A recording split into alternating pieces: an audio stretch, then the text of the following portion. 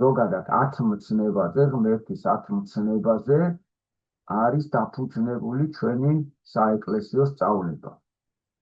რა არის ეს 10 მცნება, მოდი ვთქვათ. ეს არის ის კანონები და წესრიგი, რომელიც ღმერთმა დაუწესა ზოგადად ადამიანს. ანუ ახლა ძალიან ხშირ შემთხვევაში რაღაცა სხვადასხვა აზრები რო წარმოიქმნება ხოლმე და წარმოიქმნება სხვადასხვა სფეროში, აი ბოლოს ჩვენთვის თავარი კრიტერიუმი, თავარი საწყისი და განზომილება ჩვენთვის თავარი არის ღმერთი. და ღმერთმა კი თავისი აზრები, აი ამ თავისი დამოკიდებულება ცხოვრებისადმი ადამიანს ამ ცნებებში ჩაუდო. ეგრე რომ ეს 10 ცნება ჩვენთვის არის ღერძი წუთისოფლის, ანუ ადამიანის არსობრივი ცხოვრების ხერხემალი, ანუ ყველაზე მთავარი. ამიტომ მე მიმაჩნია ნებისმიერ კურსზე, ნებისმიერ დროს ადამიანმა აუცილებლად უნდა გადახედოს კიდევ ხელახლა 10 ცნებას, გაიაზროს, შეიძლება მცნებები ადამიანმა ზეპირად იცოდეს, მაგრამ გააზრებული არც ერთი არ ქონდეს. ან რაღაც ეტაპზე გარკვეული დროის შემდეგ სულ სხვანაირად დაინახოს ის ერთ-ერთი მცნება და სხვანაირად გულში გაუცოცხლდეს. ზოგადად ეს მართლმადიდებლობა ხო ერთგვარი სწრაფვა ღვთისკენ, რაც უფრო იძირების სიღრმეში ამ ცხოვრებით უფრო და უფრო შრომობ, წვალობ და შეიძლება ადამიანის გული უფრო და უფრო განიწმინდოს და რამც უფრო იწმინდება, უფრო შენს იგულივ კიდევ და კიდევ სხვანაირი ჩნდება ცხოვრება. ეგრე რომ ამ პროცესს ჩემი აზრით დასასრული არ აქვს, როგორც 10 მცნების შესწავლას და გააზრებას და 10 მცნების მიხედვით ცხოვრებას არ ექნება არასდროს დასასრული, სანამ წუთისოფელი იარსებებს. ამიტომ რა თქმა უნდა, ამ სახელმძღვანელოშიც, რომელიც განკუთვნილია სამომავლოდ ჩვენ სტუდენტებისთვის, რა თქმა უნდა, აქაც შევიტანეთ 10 მცნება. ეხლა ჩვენ სხვა წიგნებშიც აგვაქვს და სხვადასხვა მამების ახსნა განმარტებით აგვაქვს და აქ იცით რომ კონკრეტულად ამ წიგნში ჩვენ პატრიარქის, ჩვენი საყვარელი ილია მეორის, ესე იგი ეპისტოლეების მიხედვით აგვაქვს შედგენილი და ამ ეტაპზე ახლა მე ჩვენი პატრიარქის ახსნილ 10 მცნებას წარმოგიდგენთ. და კიდევ ერთხელ ჩვენ ჩაუღრმავდეთ, გადავხედოთ ჩვენ ცხოვრებას პატრიარქის დანახული 10 მცნების მიხედვით და ეგებ რამე აღმოვაჩინოთ უზუსტო და შევეცადოთ რომ გამოვასწოროთ და წინ წავიწვევთ. მოკლედ საქართველოს კათოლიკოს პატრიარქის ილია მეორის განმარტება 10 მცნების მიხედვით, რომელიც მე მოვაგროვე ეპისტოლეების, მისი დაწერილი ეპისტოლეების მიხედვით. მოკლედ ის რომ მცნება მოსეს მისცა ღმერთმა, ეს ჩვენ ვიცით, ორ ფიქალზე, ქვის ფიქალზე დაუწერა, ფიცარი ესე ვთქვათ, ქვის ფიცარზე, ერთზე 4, მეორეზე 6. 4 იმიტომ რომ პირველზე ეწერა რა ევალება ადამიანს ღმერთის წინაშე, ვალდებულებები ღმერთის წინაშე, მეორე ქვის ფილაზე დაუწერა 6 მცნება, რომელიც ადამიანს რა ეთხოვება ადამიანების წინაშე. ანუ იმიტომ მისცა ეს ორი. მოკლედ დავიწყოთ ახლა თავიდან. პირველი, მე ვარ უფალი ღმერთი შენი და არა იყვნენ შენ და ღმერთი უცხონი ჩემსა გარეშე. ეს მცნება მოითხოვს რომ წამდეს, ვიყვარდეს, ვსასუებდეთ და თაყვანით ვცემდეთ ჭეშმარიტ ღმერთს. დღეს როგორც არასდროს სწორედ ეს კანონია დარღვეული. ურწმუნოება ღვთის არსებობისადმი ეჭვის სულის უკვდავებისა, დინდავს ადამიანის გულსა და გონებას. ადამიანები მისდევენ ჯადოქრობას, კითხაობას, ხშირია გულგატეხილობა და სასოწარკვეთილება, რადგან ადამიანები იმედს ამყარებენ არა ღმერთზე, არამედ მათზე, რომელნიანია ძლიერნი ამას ოფლისანი, ან და საკუთარ მაღალ თანამდებობასა და სიმდიდრეს. რომ შევიცნოთ ღმერთი, აუცილებელია ვიკითხოთ სახარება, ამბობს ჩვენი უწმიდესი. წმინდა მამათა შრომები უნდა ვიაროთ და ვილოცოთ ეკლესიაში, ვისწავლოთ ღვთის ქმნილება, ბუნება და კაცთა მოდგმის ისტორია, ჩვენი სულიერი სამყარო. მაშინ ვიგრძნობთ შემოქმედის უპირობო სიყვარულს, სიბრძნესა და მიუწვდომლობას. აი ეს ასე მარტივად აყალიბებს ჩვენი უწმიდესი პირველ ცნებას. ანუ როგორც ჩვენ ახლა ვხვდებით, რომ დღესაც იცით, რომ ძალიან ბევრია უწმუნო ადამიანი. იმ დღეს ახლა პატარა ბიჭი მოიყვანეს ჩემთან თბილისში ვარკეთილში და პირდაპირ განაცხადა, რომ მეო არ ამწამსო ღმერთიო, მე 10 კლასელი ბიჭი იყო და ჩვენმა მეგობარმა, ჩვენმა მოსწავლე გოგომ წამოიყვანა რა. და აღიარა, რომ ათეისტი ვარო რა პირდაპირ და იმდენი წიგნები ქონდა წაკითხული ამ თვალსაზრისით რა, თავისი ათეისტური მაგათ გამოცემული წიგნები, რომ ჩვენ სიყვარულით რაღაცები გვინდოდა ვითომ მოხმარებოდით, მაგრამ ის სულ საწინააღმდეგო რაღაცა თავისებური სიტყვათა, ესე იგი, მარაგი საუბრობდა რაღაცა, რომელსაც მე ვერ თავშევულობდი ვერც ბოლოს და პირდაპირ ვუთხარი, რომ ეგ ტერმინოლოგია მეთქი ჩემთვის საერთოდ უცნობია. მეორე მცნება მარტივად რომ ვთქვათ, არის რომ კერპი არ შექმნათ. ანუ მერე პატრიარქი ამბობს, რომ ეს კანონი კრძალავს ჭეშმარიტი ღმერთის ნაცვლად ფიზიკური სხეულების, არა სულიერი საგნების, ცის მნათობების, ცხოველების, ფრინველების თაყვანისცემას. ზოგისთვის კერპი არის სიმდიდრე, პატივმოყვარეობა, ლოთობა, აზარტული თამაშები და სხვა. ღმერთი და მისი მსახურება კი აღარ ახსოვთ. ეს არის მეორე მცნება. ანუ შეიძლება ადამიანი იყოს კერპი, შეიძლება რაღაც საგანი იყოს და ასე შემდეგ. მოკლედ კერპი აკრძალულია, თქვენ ეს იცით. მესამე, არა მოიღო სახელი უფლისა ღვთისა, შენისა ამაოსა ზედა. დანაშაულია, როცა უბრალო და უსარგებლო ლაპარაკისას ღვთის სახელს ახსენებენ. კიდევ უფრო დიდი და მძიმე ცოდვაა, თუ ღვთის სახელს თხოვნად იფიცებენ. აი ესეთი გამოთქმა ღმერთს გეფიცები და დავიმახსოვროთ, რომ არ შეიძლება, არ არის სწორად. ღვთის გმობა, ღვთის სამართლის განკითხვა, ლოცვისას უგულისხმობა, აღთქმის დარღვევა, ეს შედის ყველაფერი, ესე იგი, აი ამ ცნებაში. მეოთხე, მოიხსენეთ დღე იგი შაბათი და წმინდა ხავიგი, 6 დღე იქმოდი და ქმენ მათშინა ყოველივე საქმე შენი, ხოლო დღე იგი მეშვიდე შაბათი არს უფლისა ღვთისა შენისა. ესეც ვიცი, ბიბლიაში წერია, რომ ღმერთმა 6 დღეში შექმნა სამყარო, მეშვიდე დღეს კი დალოცა, იგი აკურთხა და საქმისგან დაისვენა. ეს მეშვიდე დღე იყო შაბათი. ქრისტიანები უქმობენ შაბათსაც და კვირასაც, რადგან კვირა იესო ქრისტეს აღდგომისა და ჩვენი ხსნის დღეა. თუ მორწმუნე ხარ, შაბათ, კვირას და დღესასწაულებზე ყველა საქმე უნდა დატოვო და ეკლესიაში წახვიდე, რათა მიიღო ღვთის კურთხევა.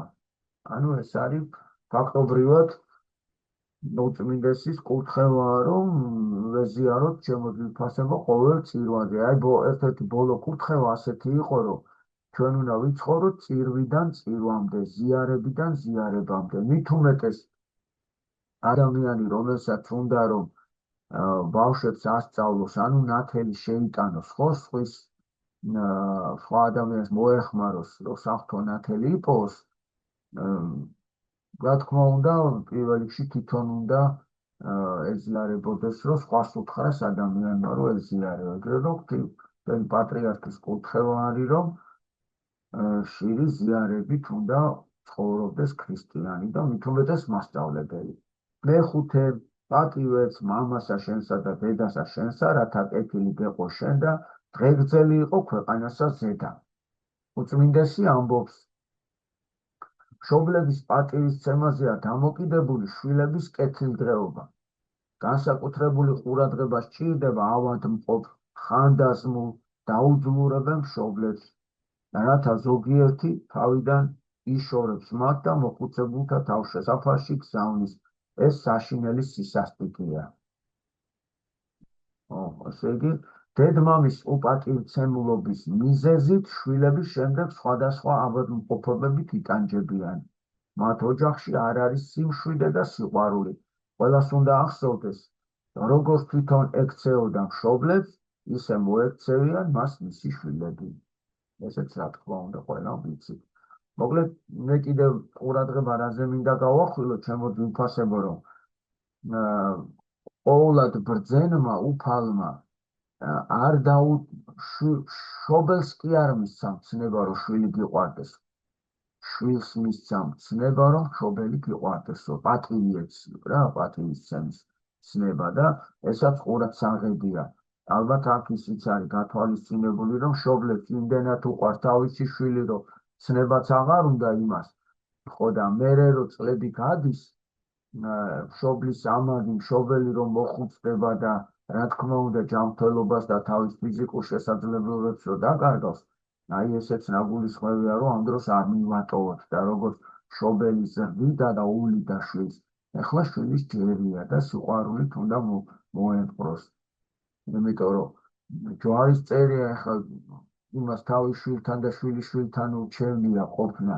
შეიძლება ესეთ პირობები ვერ მოუწყო, მაგრამ ქართველი კაცისთვის, ქრისტიანი ადამიანისთვის ძნელია მოხუცა თავშესაფარში, როცა შვილები და შვილიშვილები ყავს და აი ესეც პატრიარქმა გვასწავლა. მეექვსე მცნება არა კაცკლა. მკვლელობა საშინელი დანაშაულია. სხვისი სიცოცხლის ხელმყოფი სცოდავს არა მარტო ადამიანის, არამედ ღვთის წინაშეს, რადგან ჩვენ არ გვაქვს უფლება ღვთის მიერ მონიჭებული სიცოცხლე მოუსპოთ კაცს. ეს ისედაც ცხადია. მკვლელობის განსაკუთრებული სახეა აბორტი. ამ დროს თვით დედა ხდება მკვლელი საკუთარი შვილისა. დიდი ცოდვაა კანონის სიკვდილის დასჯის შესახებ. ამასაც გვეუბნება უწმინდესი. საშინელი ცოდვაა თვითმკვლელობა, რომელიც ძალიან ხშირია სამწუხაროდ, ძალიან ხშირი. იგი პროტესტია ღვთის ნების წინააღმდეგ და სულიწმინდის გმობად ითვლება. იმიტომ რომ იქ წერია, რომ ყველაფერი მიეტევება კაცს, მაგრამ სულიწმინდის გმობა არ მიეტევება. რაც იგულისხმება, რომ თვითმკვლელობა, აბა როგორ უნდა მიეტევოს, ცოცხალიც აღარ არის, რომ აღსარებაში თქვას, ან სინანული გამოთქვას და თავისთავად და ასევე პატრიარქი გვეუბნება, რომ მისთვის ლოცვაც კი არ შეიძლება, რაღა უნდა გააკეთო მე თვითმკვლელი ადამიანისთვის, როგორ უნდა უშველო, რითი გინდა დაეხმარო. დღეს ოჯახური ურთიერთობის სიწმინდე მეუღლეთა შორის დარღვეულია. არადა გაუკუღმართებული დამოკიდებულებანი მოქმედებს ფსიქიკაზე. არ ღვევს ჭეშმარიტ სიყვარულს და იწვევს დიდ გართულებებს ცოლ-ქმარ შორის. რადგან ღმერთის ჯის ადამიანებს ამ ყველაზე სათუთი და მაღალი გრძნობების შელახვისა და შერყვნისათვის. იქ სადაც ზნეობა არ არსებობს, იქ აღარც ქვეყანა, აღარც ერია. როცა ადამიანი ტკბება ცოდვით, ეს უკვე საშიშია. ის რაც ხდება დღეს საქართველოში, ეს არის სულიერი ოკუპაცია ქართველი ხალხისა. ჩვენი ჭურჭელი არის ღვთის სულიწმინდის ჭურჭელი. შენ ამას რომ შეურაცხყოფ და ნაგვით გაავსებ და ათასნაირი ცოდვით და მე ამიკრძალავ, რომ მას უთხრეს, რომ ეს ცოდვაა და იმას მივცემ მე შანსი, რომ ის გაწმინდოს ის ცოდვა. შენი ბალთაზარზე უარესი ხარ. რაც დღეს ჩვენ ვიხილეთ, ეს არის ბუნებრივი რეაქცია იმ ხალხისა, რომელსაც არ უნდა თავის ფესვს მოწყდეს. ეს აქცია ზუსტად გახლავთ გლობალიზაციის შეტევა ეროვნულ ცნობიერებაზე, რომელიც მარცხი დასრულდა. აი ესე უნდა ყველა ერთად დავდგეთ ჩვენ პატრიარქთან და დედა ეკლესიასთან და დავიცვათ კბილები. ვიდრე სისხლის უკანასკნელ წვეთამდე ჩვენი ხალხი, რომელიც გათახსირება არ იქნას მიღება. როდესაც მოძღვავდება, ბოროტება და ცოდვა გამრავლდება, განსაკუთრებით არის საჭირო ერთობა სარწმუნოებრივი დაცვა ჭეშმარიტი სარწმუნოებისა, სიტყვისა და სიმართლისა. ამიტომაც პატრიარქმა თქვა, ბოროტებას სიგეთის უპასუხოთ, ლოცვით უპასუხოთ, ერთობით უპასუხოთ, ჩვენი წინ დიდი წინაპრების ერთგულებით უპასუხოთ და ჩვენი მომავლის ზრუნვით უპასუხოთ. ნუ შენ გაგაჩერონო ხალხს სიმართლე უთხრა. და აი ამ გავეშებული მასმედიის საშუალებით, რომლებიც თვიანად იქიდან იმართებიან, მოწამლონ ხალხი.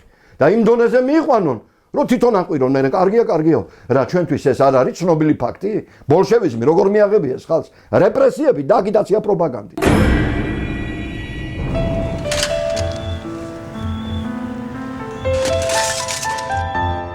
ადამიანთა ზნედაცემულობამ უკვე ყოველგვარი ზღვარი გადალახა და მსოფლიოში მძვინვარებს ყველა დროის ყველაზე დაუნდობელი სისხლისღვრა. მშობელთა ომი მათივე შვილების წინააღმდეგ. მაშინაც მეგონა რომ მესამეს ესე მალე ვერ გავზრდიდი და ვერ მოვერეოდი მე როგორც ქალი, როგორც დედა. ჩვენ როგორც ცოცხალ არსებას კი ვარ აღვიქვავდით. ის ჩვენთვის იყო პრობლემა. ამ სასაკლაოზე ყოველწლიურად ასეულობით მილიონი მსხვერპლი იწირება. ეს ბოროტმოქმედება შენიღბულია თვალთმაქცური ტერმინით აბორტი. ანუ გარეთ გამოყრა. თითქოს საქმე ეხება სანაგვეზე გადაყრილ ხარახურას და არა ცოცხალ არსებას. ეს იყო ძალიან დიდი ტკივილი, რაღაცა ისეთი უხილავი ტკივილი, რომელსაც შინაგანად ვგრძნობდი, მაგრამ იმდენად დიდი იყო ის ძალა, რომლითაც ეს მე უნდა დამერეგულირებინა, რომ აი ჩემს ხმას, შინაგან ხმას ვახშობდი. ყოველდღე ვფიქრობ ამაზე და ყოველდღე ვიტანჯები. რაღაცა ეს ენით არ გამოითქმება, იმდენად ვიტანჯები. იმ შვილს მსხვერპლად წირავ შენ საკუთარ თავს, რომელიც კერპად გაგიხდია. აი ეს არის ამ ცოდვის აი მთელი არსი. მე ვარ ადამიანი, რომელსაც ადამიანის სახელი არ ეღირსა. მე ვარ ბავშვი, რომელსაც მშობლები არ ჰყავს და მაინც შენ მოგმართავს სიტყვით. დედა.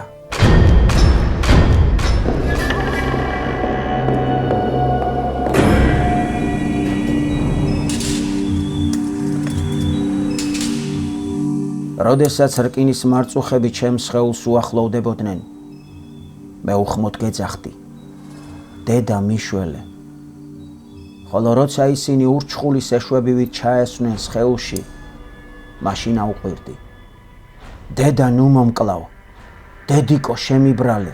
ხდება საშლოსნოს ყელის გაფართოვება და საშლოსნოს ღრუში ექიმი შედის სპეციალური ინსტრუმენტით, რომელსაც აბორტსანგი ქვია და ცდილობს რომ შევიდა საშლოსნოს ღრუში როგორმე ჩაავლოს ნაყოფის რომელიმე ნაწილს თავის ინსტრუმენტი და მოაგლიჯოს. ამ დროს ამაში მოყვება ან ნაყოფის ხელი, ან ფეხი, ან მკერდი, ან თავი ჩააფრინდება, მოაგლიჯავს. დედა, რატომ მომკალი? რისთვის წამართვის სიცოცხლე? ალბათ არ იცოდი როგორ მიყვარდი, როცა მე და შენ ერთი სისხლი და ხორცი ვიყავით. როგორ მინდოდა ყელზე შემოგხვეოდი, მაგრამ ხელები ჯალათმა მომკვეთა. შემდგომ ხდება საშვილოსნოს ღრუს გამოფხეკვა ინსტრუმენტით, რომელსაც ქვია კიურეტი, ანუ კოუზი. სანამ დედა ცოცხალია, ადამიანი ეული და მარტოსული არ არის. მან იცის, რომ დედის გული არასოდეს უღალატებს. მე კი ობოლი ვარ. დედა ჩემმა უდანაშაულო გამასამართლა.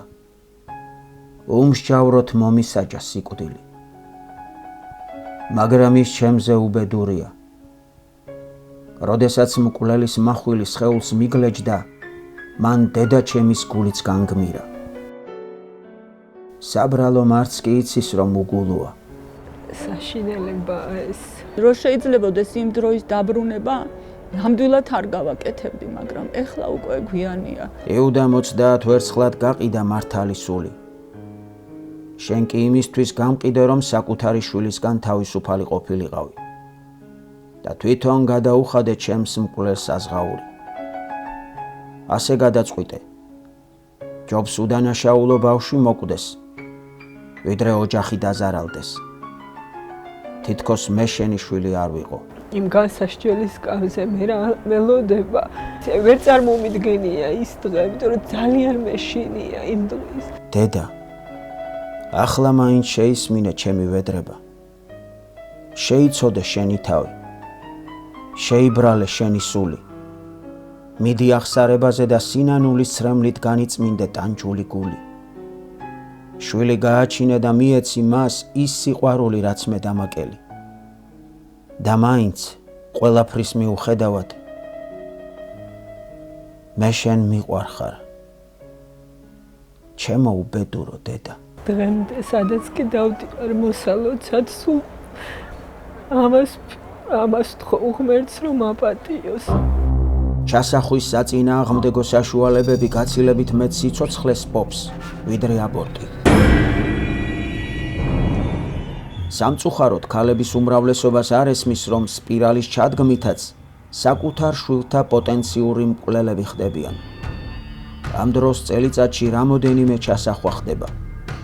შესაბამისად, რამოდენიმე მკვლელობა. აბორტის შემდგომი გართულებებით გარდაცვლილი დედების რაოდენობა არის კატასტროფულად მაღალი. თითქმის 10 წელი მკურნალობდი, რომ მესამე შვილი და ბიჭი მყოლოდა და აღარ შემეძინა. მშობლების მიერ ჩადენილი მკვლელობა დანაშაულია არა მხოლოდ მოკლული ბავშვის მიმართ, არამედ ყველა იმ შვილის წინაშეც, რომლებსაც მომავალში დაბადებენ.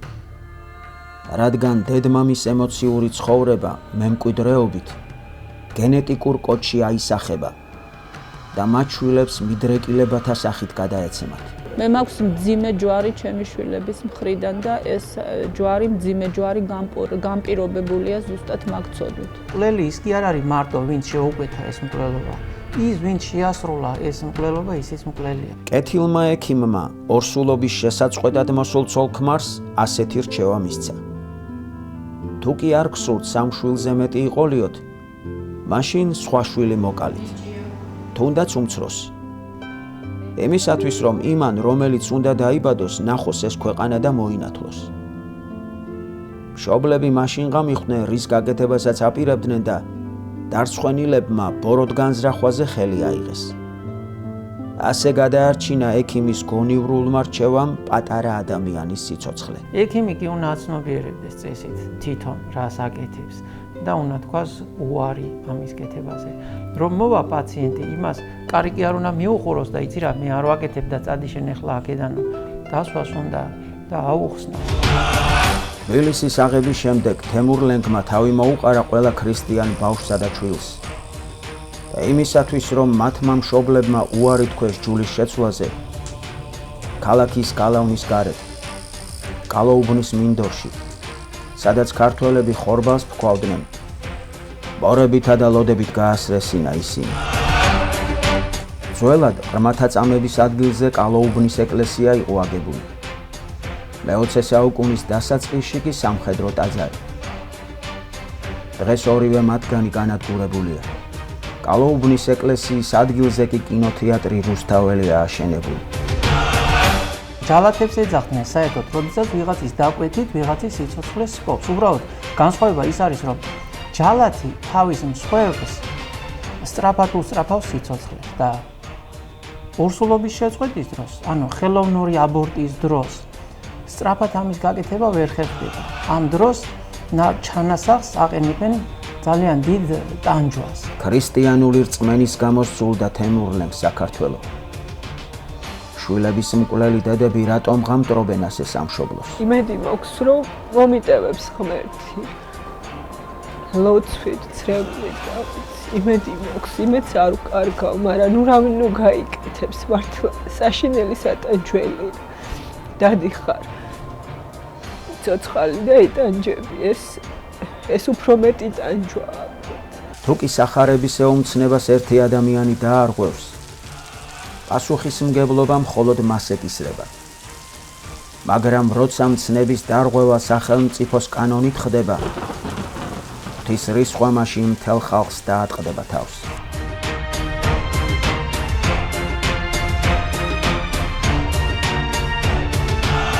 აქ ძირითადად ალბათ ერთადერთი გამოსავალი არის თვითონ სამედიცინო პერსონალის და მოსახლეობის განათლება. ქართლის დედაო, შენს თვალწინ სიკვდილის სამეფოში გზავნიან უამრავ ჩვილს. შენს ხელში ხმალი, რომელიც მტრებისაგან იცავდა ქვეყანას, ახლა შენს შვილებს საკუთარი მშობლებისაგან ვეღარ იცავს. ქართლის დედაო, შენი ფიალა რით არის სავსე? ღვინით თუ ცრემლით? მეშვიდე მცნება არა იმრუშო, ეს მცნება კრძალავს არაკანონიერ დანაშაულებრივ ურთიერთობას ქალსა და კაცს შორის. ამას ქვია სიძვა, მეძაობა, სისხლის აღრევა, გარყვნილება, ადამიანის დიდი თავშეკავება მართებს, ეუბნება ჩვენი პატრიარქი. არა იპარო მერვე, არავის აქვს უფლება აიღოს ის, რაც მას არ ეკუთვნის. აქ შედის ქურდობა, ძარცვა, მექრთამეობა, მევახშეობა, მუქთა ხორობა და ასე შემდეგ. მეცხრე, არა ცილის წამო მოყვარესა შენსა, წამებითა ცრუითა. ეს მცნება ჩვენგან მოითხოვს სიმართლის გზაზე სვლას.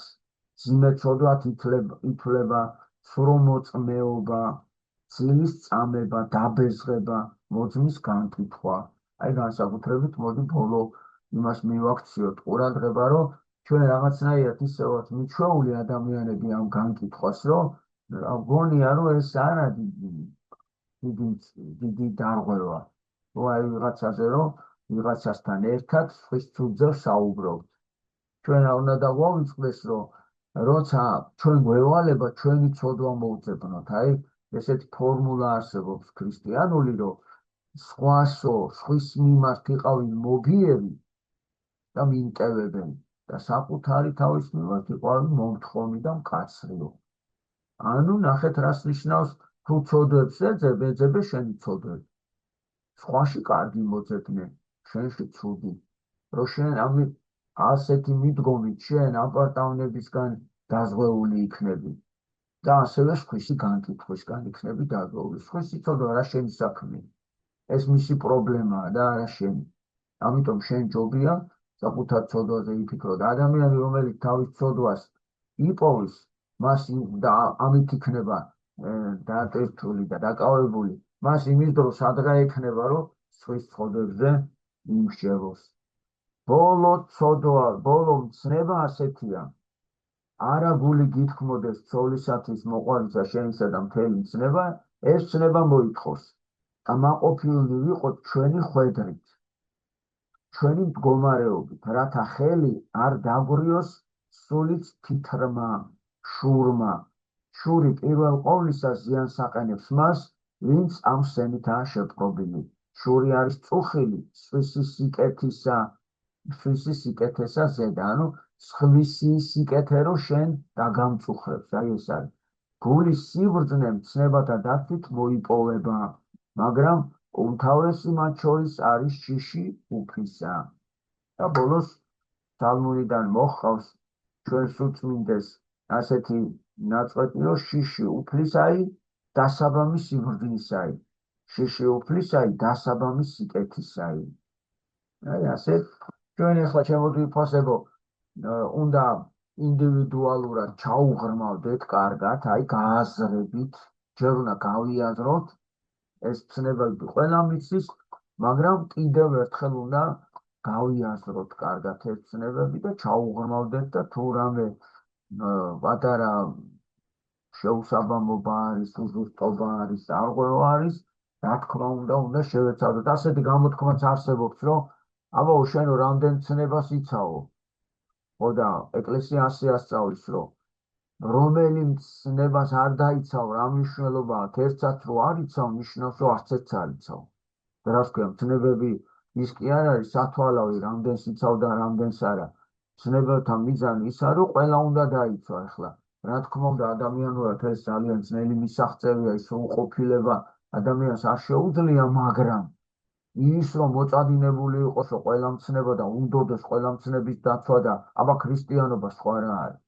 და რა თქმა უნდა, ამას არ უნდა შევეგუოთ, რომ მე აი ეს ცოდვა მაქვს და რა ვქნა, აბა ვერ ვიშორებ, ეს არ შეიძლება, ეს უკვე დანებება. პირიქით უნდა ვიბრძოლოთ და ადამიანის ცხოვრება, ჩვენ ხომ მებრძოლ ეკლესიაში ვართ და მებრძოლი ეკლესია ნიშნავს, რომ ვებრძოლოთ ჩვენ ცოდვებს, ვებრძოლოთ და ნელ-ნელა აღმოვფხრათ მაქსიმალურად ძიფესვიანად.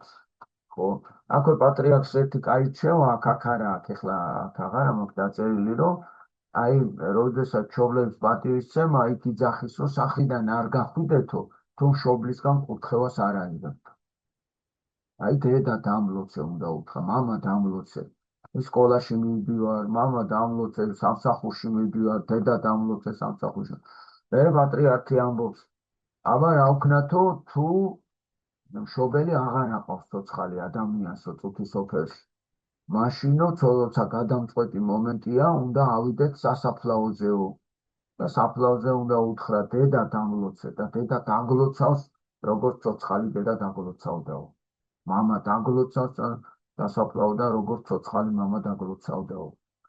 და ასეც კი აქ ნათქვამი, რომ თუ შორს არიოს სოფელშია სიტყვაზე, სადღაც უცხოეთშია ადამიანი წასული და იქ არ აყავს მშობელი, რა ქნასო და გულით ატარეთ მშობლის სურათი, გარდაცვლილი მშობლის. აი გაგიჭირდება ცუდად ამოიღეს სურათი და უთხრა დედა დამლოცე. იგივე ძალის დალოცვა ექნება დედასო, აი ესეთი უთხევაა და თან უნდა მშობლებს აი პირდაპირ უნდა ღმერთმა დაგლოცოს და ხელი დაგადოს, ან გადახსახოს ჯვარი, აი ესე უდიდესი გვასწავლის და ბავშვებიც უნდა მივაჩვიოთ ამას. ხო და ჩვენც უნდა ჩვენი მშობლების გარდა, აი მამა არჩილი მინდიაშვილი ამბობს ხოლმე. ბოლო წლებამდე დედა ცოცხალი ყავდა აქ რუსთავში და გადამწყვეტი მომენტი რომ მქონდაო, ჩავიდოდი ხოლმე რუსთავში, დედა ჩემს თავს დავალოცინებდი და ყველაფერი გამომდიოდაო. კაცი რომელიც დამსახურებული დიდი მოწყარია და ჩვენი საყვარელი ადამიანია, აი ისეთი დიდი ძალა აქვს მშობლის დალოცვას და რა თქმა უნდა ესეც უნდა გავითვალისწინოთ ჩემო თვითფასებო. ხო, ეს არის ესე იგი კიდევ ერთხელ ეს არის ღერძი წუთი სოფლისა, უნდა იყოს ჩვენი გულის ყველაზე მთავარ ცენტრში მოთავსებული ეს ცნებები და ადამიანს ხშირად ჭირდება აი თვალი გადაავლოს ამას.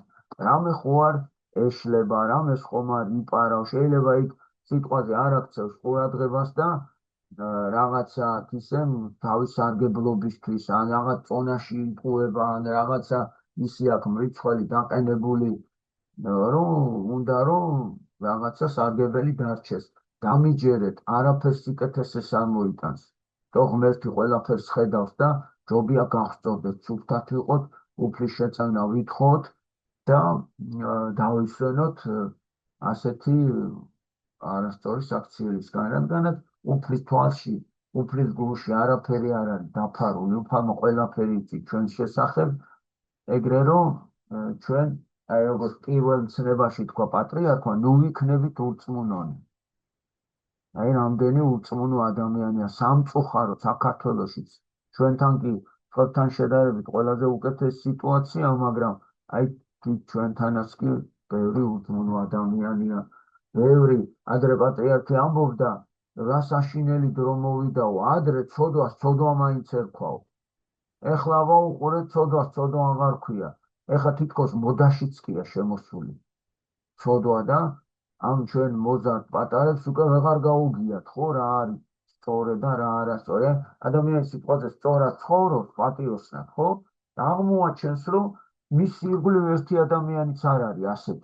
უმცირესობაში ხდებიან დღეს, აი, ცნების დამცავი ბავშვები, მარხვის დამცავი ეკლესიურად ცხოვრები ბავშვები.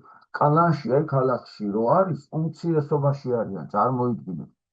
ამიტომ უნდა ჩვენ განსაკუთრებული სიყვარულით, ესე იგი, ბავშვები ავზარდოთ, აი ბანაკების მიზანიც რა არის ეთომასწავლებელო, რომ ასეთ ბავშვებს ერთმანეთი გავაცნოთ, გაძლიერდნენ. რო არ თქვან, რომ აღარ არის საჭირო ეს პატიოსნება, აღარ ვიღას რა თუნდა ეკლესიურობა. აი ჩვენ უნდა ზუსტად ამიტომ დაუმეგობრდეთ ჩვენი ბავშვები, გაძლიერდნენ, ხელი ხელს ჩაჭიდონ, იმეგობრონ ერთმანეთთან და ასე უნდა ბალებით და ბრძოლით მოვიპოვოთ ის თავარი მიზანი, რისთვისაც ქრისტიანი ცხოვრობს, რომ დავიმკვიდროთ სუფევად სათავშინაო, ღვთის წიაღში, ღმერთთან კავშირი აღვადგინოთ და მოვიპოვოთ სულიერი სიმშვიდე და ნეტარება, რომელიც სამოთხეში ქონდა ადამიანს. რაც გვინახავს, ისე ვნახავ, ნატურა ჩვენი სიზმარილით ცხადდება. ავდგეთ ფეხზე ვადღერძელო და სწორედ ახლა ვინც იბავდება. სულში ჟურვამდელი გვიული ჩვენი ქვეყნის სამშვიდ მომდგება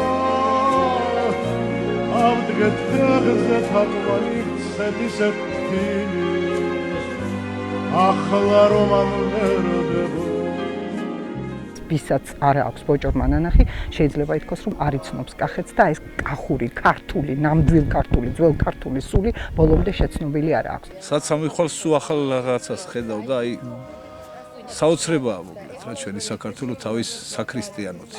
უფლის ნებითაღად არ არსებობიდან მოგვიყვანა ჩვენ და დავკეთკინა ამ ქვეყანაში, რომელიც ღვთისმშობლის წინყვედრი ქვეყანაა და ვართ ქართველები, ხომ ესე იგი რაღაცა ჯვარი დაგვაკისრა ჩვენ და ჩვენი მოვალეობა რომ გავიცნოთ ჩვენი ქვეყანა. არის სრულიად მიუსაფარი დღე, სრულიად მიუდგომელი და აქ მხოლოდ და მხოლოდ ერთეული ადამიანები ამოდიან. თამბეშტავია შიგნით ტაძარში ამდენი აკვნების სიმრავლე. მანდილების, ბავშვის ფეხსაცმელების, რაც მაუწყებელია იმისა, რომ იგი დასაოჯახებლების და ასევე უშვილოების შემწია. ყველა შვილი აუცილებლად ვინც ესაკვნები შეწერა. ვართ იმ ეკლესიის წევრები, იმ ეკლესიის შვილები და იმ ჯაჭვის ერთი რგოლი, რომელიც არის უწყვეტი, დაწყებული ქრისტედან. საქართველოს გამრავლებას შესწევდეს ბოჭორმის წმინდა გიორგის ტაძარი. თუ სამი ბავშვი იყოლიებს ყველა ოჯახის სამ ბავშვს, ჩვენ შესანიშნავად გამრავლდებით. წინ არაფერი აღარ დაგვიდგება. ავდგეთ ფეხზე უგალობოდ სწორედ იმ დროს, ახლა რომ აფერხდება.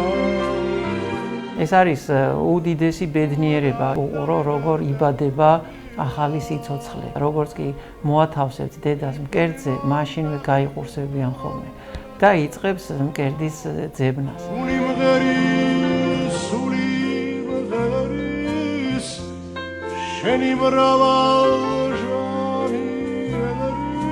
შვილი ცოლ-ქმრულ სიყვარულს კიდევ უფრო აძლიერებს. ის არის ორივე საერთო სიყვარულის შუა წერტილი. მამის ალერსი თუ კი მასში ღვთისმადლი არ ურევია, მშრალია, ხოლო დედის ალერსს თვით ღვთის გარეშეც თავისი სიტკბო აქვს. ბავშვს უყვარს მამა და პატივს სცემს მას. მაგრამ თვით ეს სიყვარულიც დედობრივი სიყვარულისა და სინაზის ძალით ყალიბდება.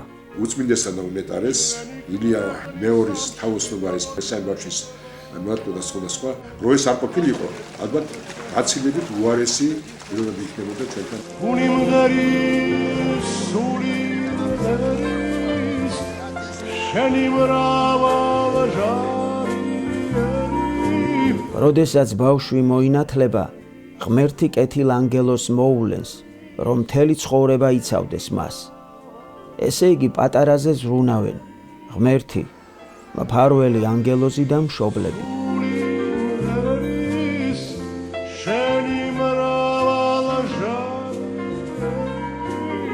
მრავალშვილიანი ოჯახები ღმერთს გამორჩეულად უყვარს. მათზე იგი განსაკუთრებულად ზრუნავს. დიდ ოჯახებში ბავშვებს ნორმალური განვითარებისთვის მეტი კეთილსასურველი შესაძლებლობა აქვთ. გაჩნდა ერთი, მეორე, მესამე და უკვე არც ფიქრობ იცი, რომ აი მე ხა ეს რო გაჩნდება და რა მოხდება, უკვე თავისთავად მიდის ეს ყველაფერი. მე7-დან დაწყებული ოლღა, მარიამი, ცოტნე, ქეთევანი, თამარი. ეს 5 ბავშვი არის პატრიარქის ნათლული. აი ეს ბორია პანჭაის პატრიოტიზმი საგმოდო მის შვილიშვილს. სოფოს 11 შვილი ჰყავს. იცავ ბატონი ბორიას ღირსებასა და საქმეს. დაიხარა, მეტი პასუხისგებლობა არის ამაში. კი არ ნელდება მეუღლესთან ურთიერთობა სიყვარული, პირიქით უფრო გვაძლიერებს და აი ეს ზაზგოგ შვილებზე ზრუნვა უფრო ძალას გვმატებს. წმინდა მამები ყმაწვილებს ურჩევენ, რომ მრავალშვილიანი ოჯახების ქალიშვილებზე დაქორწინდნენ. იმიტომ რომ გაჭიროებაში გაზრდილი ბავშვები გაცილებით ავგანწირულები არიან. მეტი აზრი აქვს, იმიტომ რომ იქ შვილებისთვის აკეთებ და რაღაცა მომავალსაც ლირისთვისაც აკეთებ ამ ყველაფერს. პატარა სახელმწიფოა, პატარა ქვეყანა, ოჯახი.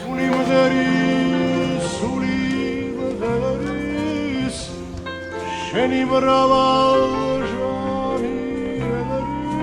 ყველას ჩვენ უნდა გქონდეს სოფელში ნაკვეთი და ძალიან ხშირად უნდა ფიზიკურად ვიმუშავოთ. გვილად ნაქებო კახეთო დიდო ალაზნის ჭალავო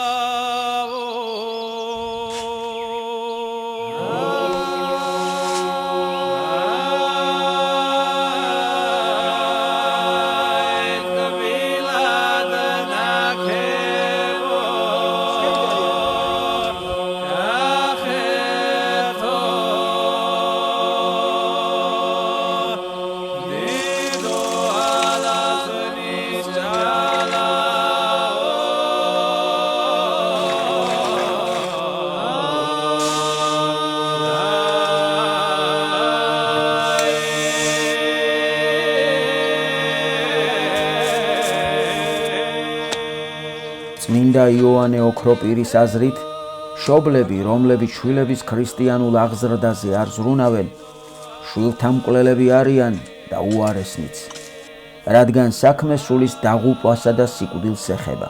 ჩემი ოჯახი ჩემთვის ყველაფერია. წინასწარმეტყველთა სწავლებით, მამის დარიგება ლამაზი გვირგვინია შენს თავზე და დედის რჯული შენი ყელის სამკაული.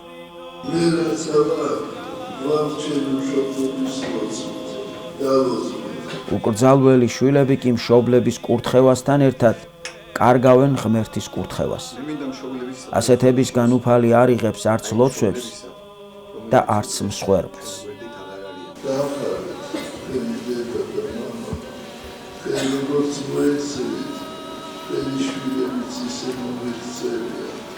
თუ მშობლები თავიანთ შვილებს ღმერთს მიანდობენ, ღმერთი მოვალე ხდება დაეხმაროს მათ იმაში, რისი გაკეთებაც ადამიანურად შეუძლებელია. დედამ ასე უნდა უთხრას: ღმერთო ჩემო, ჩემი შვილები არ მიჯერებენ, მე არაფრის გაკეთება აღარ შემიძლია, შენ თავადი ზრუნე მათზე. და რაც მთავარია, ქრისტიანულ ოჯახში აღზრდილს მთელი ცხოვრებისათვის აქვს ღვთისმოსაობის გაკვეთილებისა და ოჯახური ბედნიერების მანუგეშებელ მოგონებათა მარაგი. ჩემი ოჯახი, ჩემი ციხესიმაგრეა. კურთხეული ქრისტიანული ოჯახი წარმოადგენს ამ ქვეყნიურ სამოთხეს. დედმამამს ხმოიარევაზია, შვილები მათი ლერწები და ყლორტები. ისინი ისევე მეგობრულად უკავშირდებიან ერთმანეთს, როგორც ვაზის ერთ ძირზე ერთი ღეროს ფოთლები და ლერწები. ყოველი მათგანი ერთი მეორისთვისაა და ერთმანეთში. აქ მარადის ღვივის ღვთაებრივი ნუგეში და სიხარული. ბიჭია, ბიჭი! ხელის ბიჭი დაბადებულა, გადაჭარბება თვარ ჩამithვლით, ისეთი ბიჭი დაბადებულა, დაურქმევია თურმე დავითი. ხელის ბიჭი დაბადებულა, დაურქმევიათ იმისთვის ცოტნე, შენ ორგულობა ვაპაც გაბედე და გული ჩვენი ისევე ყორტნე. წუხელი შოთაც დაბადებულა თურმე დემეტრე, ამგებავ ჩვენი საქართველოსთვის, რა სიხარული გამოიმეტე. წუხელცის კარი ცხრავე გააღო, ყველა გმირმა და თავდადებულმა, დაბადებულა ბიჭი პატა, გათენებულა წუხელის თეთრად, დაბადებულა სამასი გმირი, ვით დაიხოცენ ისევე ერთად. წუხელის გოგოც დაბადებულა, ცის ნამი, ცის ბრატ ნატამ თამარი, ისეთი გოგო დაბადებულა, დაურქმევიათ თურმე თამარი.